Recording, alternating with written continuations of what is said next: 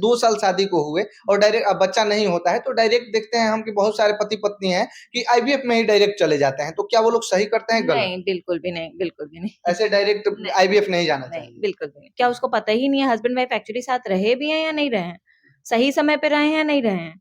उसके अलावा हस्बैंड के टेस्ट, वाइफ के टेस्ट ये देखने के लिए कि एग्स बन रहे हैं वाइफ के और हस्बैंड के एग्स ठीक है। आईवीएफ को लेकर ये भी सवाल उठती है कि क्या आईवीएफ में जो दंपति जाते हैं तो दूसरे का शुक्राणु डाला जाता है कि उनका ही रहता है, फिर उसका कुछ ट्रीटमेंट वगैरह करके किया जाता है, क्या होता है आईवीएफ? कि सब कुछ नॉर्मल होने के बावजूद नहीं प्रेगनेंसी हो पाती है।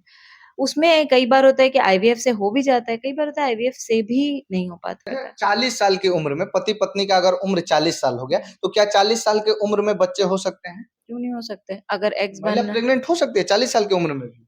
कम हो जाता है चांसेस, हाँ। अगर वो मेनोपॉज नहीं रीच की हैं और हाँ। एएमएच वगैरह सही है तो कैन बी पॉसिबल। पति पत्नी को बच्चा नहीं होता है तो ओझा बाबा और पंडित ओझा और ओझा सोखा के चक्कर में पड़ जाते हैं, यहाँ दिखाते हैं वहां दिखाते हैं। ज्यादातर समाज की महिलाएं बोलती हैं कि हाँ यहाँ पे दिखा लीजिए, ये बाबा झाड़ने वाले बढ़िया है। आपको भी पता है इससे कुछ होता है? नहीं, बिल्कुल भी नहीं। इससे कुछ नहीं होता है।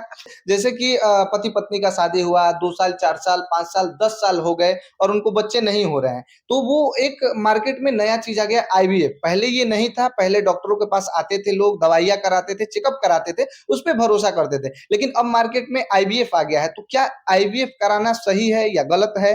और आईवीएफ कोई कराना चाहता है तो कब कराना चाहिए?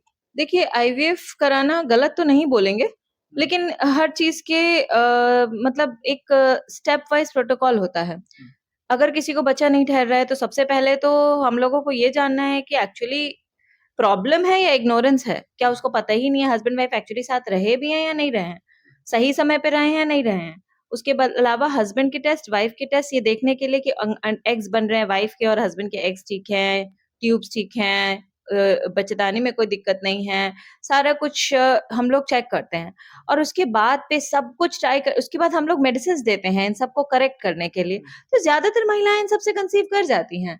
और अगर मान लीजिए कुछ कुछ लोगों में अगर जरूरत पड़ ही जाती है कि हाँ सब कुछ करने के बावजूद नहीं हो रहा है, दैट इज उसके लिए बेस्ट पर्सन टू डिसाइड कि हाँ आईवीएफ के लिए जाना चाहिए वो आपके डॉक्टर हैं, आप नहीं।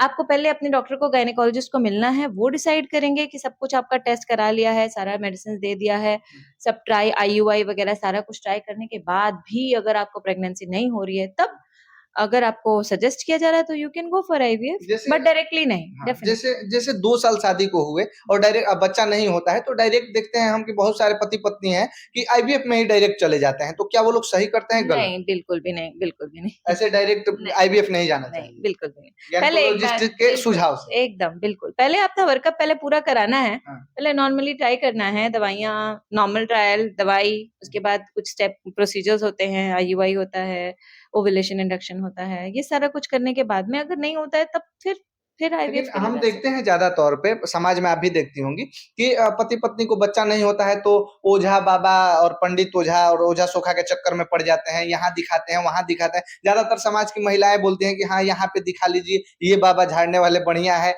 आपको भी पता है इससे कुछ होता है? नहीं, बिल्कुल भी नहीं। इससे कुछ नहीं होता है। लेकिन उन महिलाओं को क्यों नहीं समझ में आता है जो ज्यादातर इसी चक्कर में पड़ी रहती है कि नहीं ये बाबा बढ़िया है, ये ओझा बढ़िया है, इनसे दिखा लीजिए बच्चा हो जाएगा। सोशल स्ट्रेस इतना ज्यादा है फीमेल्स के ऊपर हाँ, कि बेचारी मजबूर होकर के, जहाँ जाना पे पड़ता मान है। लीजिए हेल्थ फैसिलिटी नहीं है, गाँव में महिला है, हेल्थ फैसिलिटी नहीं है, उतना अच्छा डॉक्टर नहीं है, हम्म। तो उसको जो जो राय दे रहा है, इतना घर में इतना स्ट्रेस मिल रहा है कि हाँ भाई बच्चा नहीं हो रहा, बच्चा नहीं हो रहा, बच्चा नहीं, बेचारी के पास नहीं ऑप्शन है, रास्ता ही कोई नहीं रहता नहीं है। रहता है तो मजबूरी में चली गई। लेकिन वो सही नहीं है, उससे कोई फायदा नहीं होगा, नुकसान ही होगा। अच्छा, अगर कोई महिला में एक ऐसा कमी हो जो कि मतलब बहुत बड़ा कमी है और उस कमी की वजह से महिला को बाजपन का शिकार होना ही पड़ेगा, उनका बच्चेदानी ठीक है सही है, लेकिन कोई ऐसी कमी, जैसे आप डॉक्टर हैं आपको पता है सब कुछ, तो कोई ऐसी कमी कि वो कमी महिला में है या वो कमी पुरुष में है तो आप कभी माँ बाप नहीं बन सकते हैं और बाजपन का शिकार आपको होना पड़ेगा, ऐसी कोई कमी? देखिए अनएक्सप्लेन्ड कॉजेज होते हैं, इस तरह से कोई डेफिनेटिव कॉज बोल पाना मुश्किल है। लेकिन हाँ, कई होता है कि सब कुछ नॉर्मल होने के बावजूद नहीं प्रेगनेंसी हो पाती है। उसमें कई बार होता है कि आईवीएफ से हो भी जाता है, कई बार होता है आईवीएफ से भी नहीं हो पाता। अच्छा, आईवीएफ में जैसे होता है कि क्या दूसरे का शुक्राणु डाला जाता है या दूसरे का स्पर्म रहता है? आईवीएफ को लेकर ये भी सवाल उठती है कि क्या आईवीएफ में जो दंपति जाते हैं तो दूसरे का शुक्राणु डाला जाता है कि उनका ही रहता है, फिर उसका कुछ ट्रीटमेंट वगैरह करके किया जाता है, क्या होता है आईवीएफ में? आईवीएफ में जनरली जो ज़्यादा नॉर्मली होता है, वो अपने ही हस्बैंड वाइफ के नॉर्मल एग्स ही होते हैं। जैसे वाइफ का नॉर्मल जो उसका एग है, वो निकाला जाता है फ्रॉम हर बॉडी, उसको दवाइयाँ, इंजेक्शंस दे करके एग्स नंबर बढ़ाए जाते हैं और वो फिर एक्सट्रैक्ट किया जाता है बॉडी से फीमेल के। और जो आदमी होता है, पुरुष होता है, उसके भी नॉर्मल शुक्राणु जो भी हैं, वो निकाला जाता है, उसको वॉश किया जाता है। अगर कम नंबर है या बिल्कुल नहीं बढ़ रहा है किसी भी मेडिसिन से, तो उसका भी तरीका होता है उसको बढ़ाने का।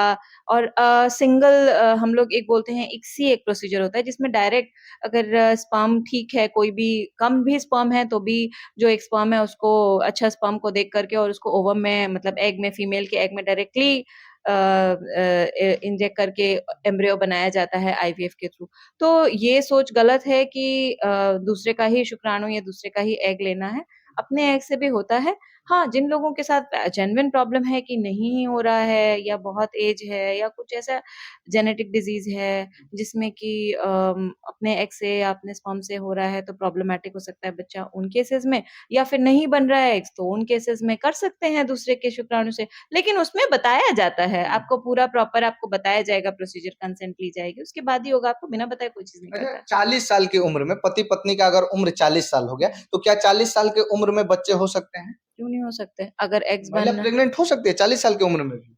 कम हो जाता है चांसेस, हाँ। अगर वो मेनोपॉज़ नहीं रीच की हैं और हुँ, एएमएच वगैरह सही है, तो कैन बी पॉसिबल लेकिन बट हो सकता चांसेस है, कम है बट हो सकता है। हो सकता है। हुँ।